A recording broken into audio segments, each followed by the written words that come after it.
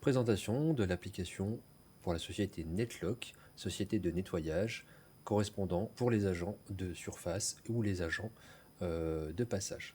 3 blocs, la partie administrateur que nous ne verrons pas aujourd'hui, qui permet aux concepteurs architectes de fabriquer l'application et de tous les modules, toutes les automatisations et toutes les règles métiers.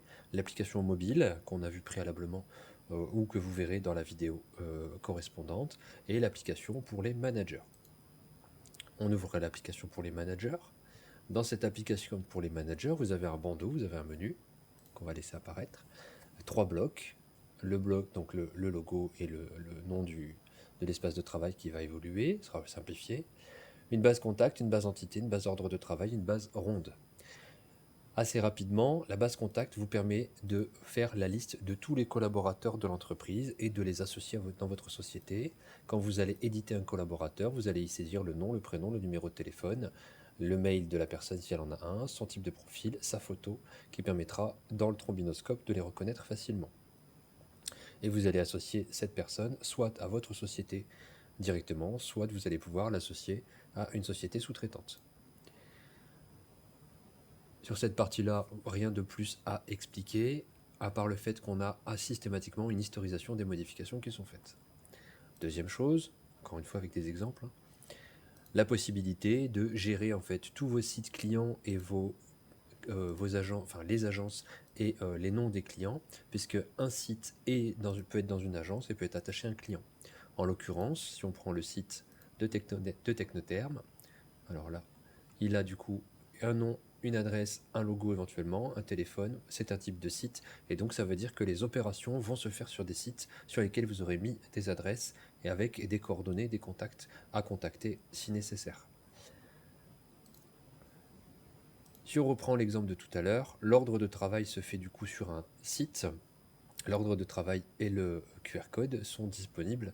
Les ordres de travail sont suivis et disponibles directement à partir du site. Ce qui fait que vous avez une traçabilité de tous les ordres de travail et de tous les passages et l'administration possible directement pour vous en tant que manager ordonnanceur.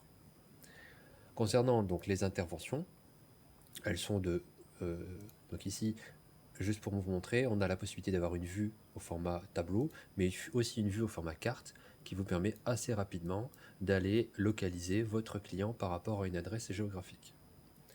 Concernant les ordres de travail, on va ensemble préparer un programme d'intervention sur la semaine, sur le mois ou sur l'année. Si on vous fait du récurrent, on aura donc un calendrier de récurrence.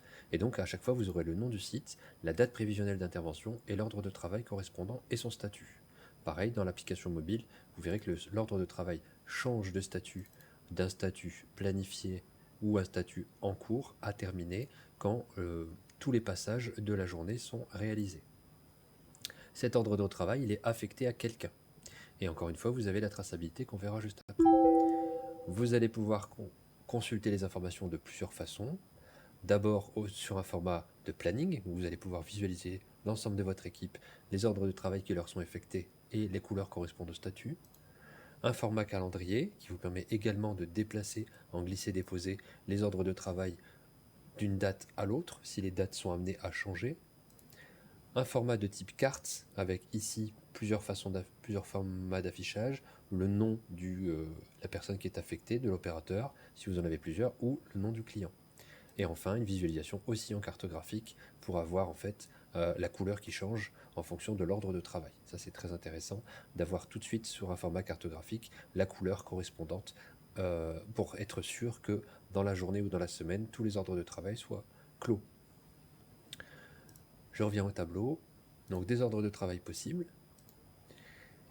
Et dans ces ordres de travail, vous allez pouvoir consulter la ronde, ce qu'on a vu tout à l'heure, qui a été réalisée par les personnes concernées.